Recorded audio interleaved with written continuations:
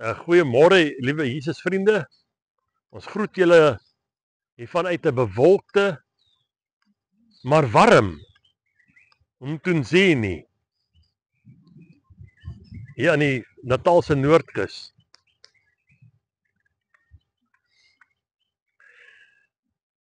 Maar kom ons bid. Hemelse Vader, ons kom sê dankie Here vir nog 'n nuwe dag. Here, dankie dat U ons hier na hierdie omgewing toe gestuur het met 'n baie spesifieke doel. Ja Here, ons het aanvanklik nie geweet waarom en wat moet gebeur nie. Maar U het vir ons gewys deur die week. En so het U ons na een skaap toe gestuur. Een skaap, Here, wat afgedwaal was. Maar wat U wil terug hê by U. En dankie dat ons 'n werktuig in U hande kon wees, Here. En Here, dankie vir hierdie woord vanoggend. En dat ons nie vergeet dat U in beheer van alles is nie. Here, lê U verder die woord op ons hart. En laat elke woord hier vanoggend wees soos 'n woord uit U mond uit. En ons bid dit in Jesus se wonderlike naam. Amen. Nou vandag lees ons 'n gedeelte uit Genesis 19. Maar voordat ons lees, gaan ons eers so 'n bietjie agtergrond kry. Ons weet in Genesis 19 word Lot en sy gesin gered vanuit hierdie plek met die naam van Sodom voordat die Here dit vernietig het.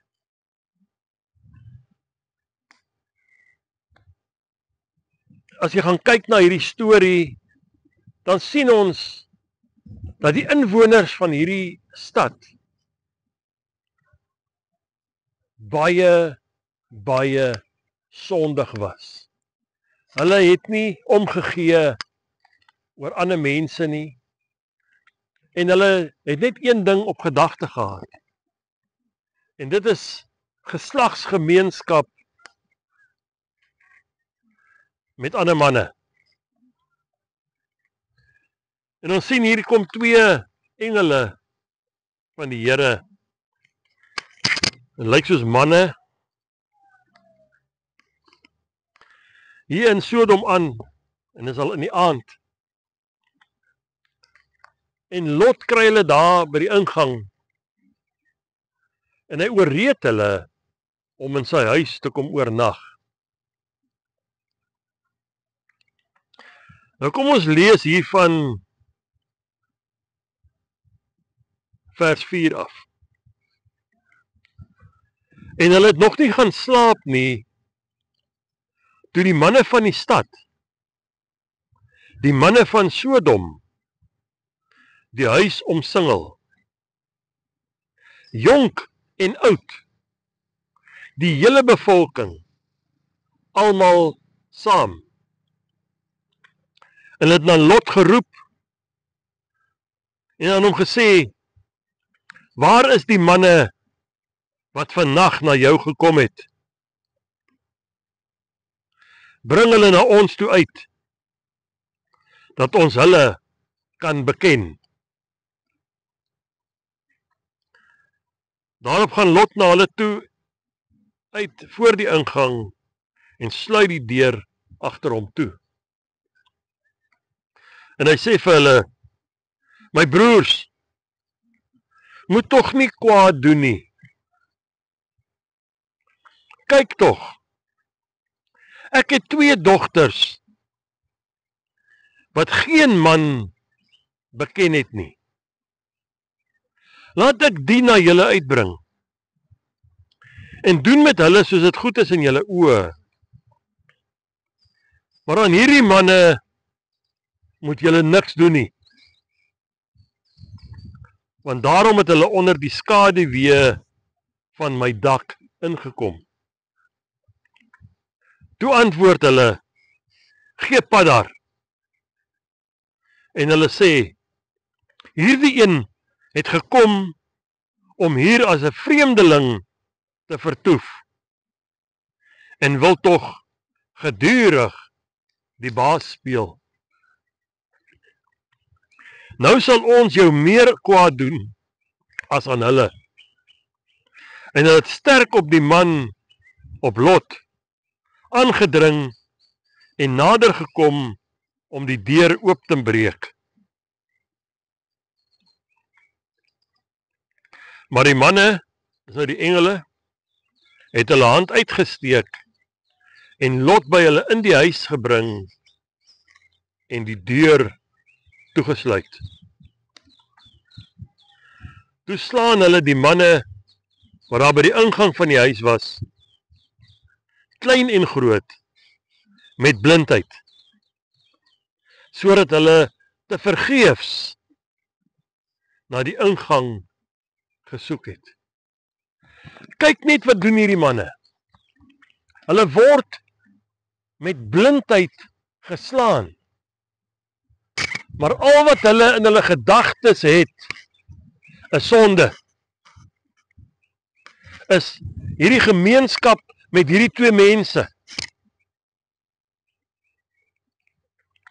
Hulle perverse gedagtes oorheers alles in hulle. En ons sien in die Engelse Bybel sê hulle het hulle self uitgeput om hierdie deur oop te breek.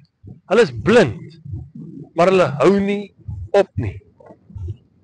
Nou wat is ons as Christene daar dieselfde houding het van maak nie saak wat gebeur nie. Ek sal die woord van die Here verkondig oral waar ek gaan, oral waar ek is, tydig en ontydig. Hierdie manne met blindheid geslaan, hou nie op nie. Maar ons, wanneer dinge bietjie moeilik raak, dan laat los ons maar. Of as dinge nie volgens ons plan is nie, dan los ons dit.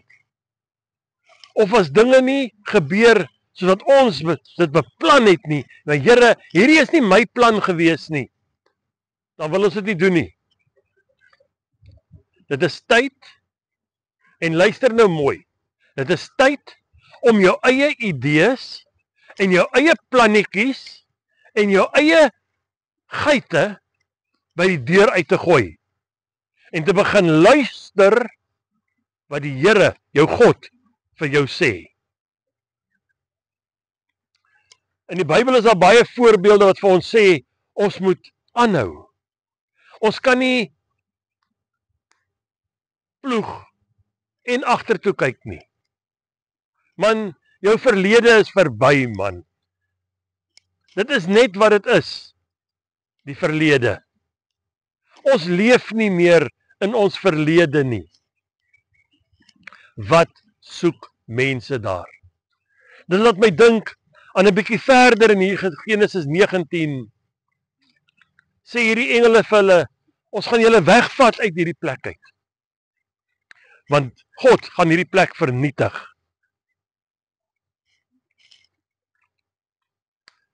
En hulle vat die volgende oggend vir Lot en sy vrou en sy twee dogters buite kan die stad. En sê vir hulle trek, maar moenie terugkyk nie. En so trek hulle na 'n klein dorpie toe. En Lot se vrou loop so eenkie agter hom. En sy kyk om. En wat gebeur met Lot se vrou? Sy verander in 'n soutpilaar. Nou wanneer ons aanhoudend terugkyk na van waar ons vandaan kom, terugkyk na daai sondige lewe waarin ons altyd nog vasgevang was, voor ons die Here leer ken het, Dan gaan ons ook soos Lot se vrou vasgevang word in daai sonde. Soos dat sy versteen daar staan, geen lewe meer nie. So word ons, wanneer ons nie ernstig is oor die saak van God nie. Wanneer ons eerder wil teruggaan, ons verlang mos na die kospotte van Egipte. Ons verlang mos na ons vorige lewe. Dit was hom so lekker, man. Ek het so baie pelle gehad. Ons het so lekker partytjies gehou en gedrink en gevloek. Want daai tyd is verby. Die dag toe jy vir die Here gesê het, ja Here, toe jy daai hele verlede van jou afgeskryf. Die Here sê, neem jou kruis op en volg hom. En om jou kruis op te neem beteken kruisig jou ou self. Raak ontslae van alles wat nie by God hoort nie. Raak ontslae van alles wat teenstrydig is met God se woord. Jy het dit nie nodig in jou lewe nie. Jy is nie hier om mense tevrede te stel nie. Ons is hier om God en God alleen tevrede te stel. As jy nie daarvan hou nie, dan is jy op die verkeerde plek. As hierdie boodskap iets in jou krap, gaan vra die Here hoekom. Ons is nie hier om mense te soebat en te smeek nie. Nergens in my Bybel staan daar, ek moet mense smeek om God se woord te luister nie. Jy doen dit nie vir my nie. Jy doen dit vir jouself.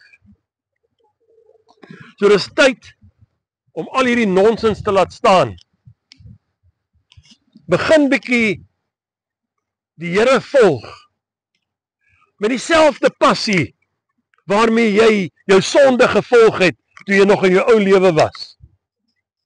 Dink net wat 'n groot verskil jy kan maak aan hierdie wêreld. Maar nee, ek is nou wedergebore. Nou kan ek sit en wag om hemel toe te gaan. Nee. Die oes is groot en die arbeiders is min, juis as gevolg van daardie mentaliteit. Mentaliteit. Julle dink, nou dat ek gered is, nou kan ek maar net sit en wag. As jy nie gaan vrug dra nie, dan word daai loot uitgekap en met vuur verbrand, sê Jesus. So waak waarmee julle besig is. Los julle nonsens nou, man. En begin bietjie die Here dien met oorgawe. Soos wat ons bid met oorgawe, moet ons begin doen met oorgawe, want geloof sonder werke beteken absoluut niks nie. Dit help nie, ek sit Sondag vir Sondag in die kerk, en ek hoor die woord, maar ek gaan doen dit nie. Want Jakobus sê, hoorders, wat nie daders is nie, beteken niks. Dan beteken jou geloof absoluut niks. Minder as 'n leebottel. So asseblief, maak dinge vandag nog reg. Jesaja skryf, kom nou, laat ons hierdie saak uitmaak, sê die Here. Al was jou sonde so skarlaken, ek sal dit skoon was, witter as sneeu. Al was dit soos purper, ek sal dit maak soos wol. Jesaja 1 vers 18. Dis 'n uitroep en 'n uitnodiging na elke mens toe. Kom daaruit. Die Here wil nie sien dat almal te gronde gaan as gevolg van sonde nie. Here, dis ons gebed vir môre, dat al meer mense by U sal uitkom, Here. Dat mense weer sal ophou verskoning soek om nie by U uit te kom nie. Dat mense weer sal warm word vir U, Here. U woord sê vir ons moet nie die onderlinge gemeenskap van die heiliges agterweë laat nie. Dit is soos om pap uit 'n pot uit te skep. Daai bietjie wat daai een kan staan, gaan vinnig afkoel. Maar die wat in die pot bly, gaan warm bly. Laat ons warm bly vir U, Here, elke dag. Nee, Here, elke oomblik van elke dag. En Here, dit is ons gebed dat al hoe meer mense sal ophou verskoning soek om U woord nie te verkondig nie. Maar eerder U voltooide werk aan die kruis sal gebruik as hulle verskoning om die woord te verkondig, tydig en ontydig. Here, help ons, en waar ons hierdie res van die week ingaan, Here, en waar ons binnekort terugkeer huis toe, hou ons veilig, Here. En dankie dat ons kan weet, U sal ons veilig by die huis bring. En ons bid dit in Jesus naam. Amen.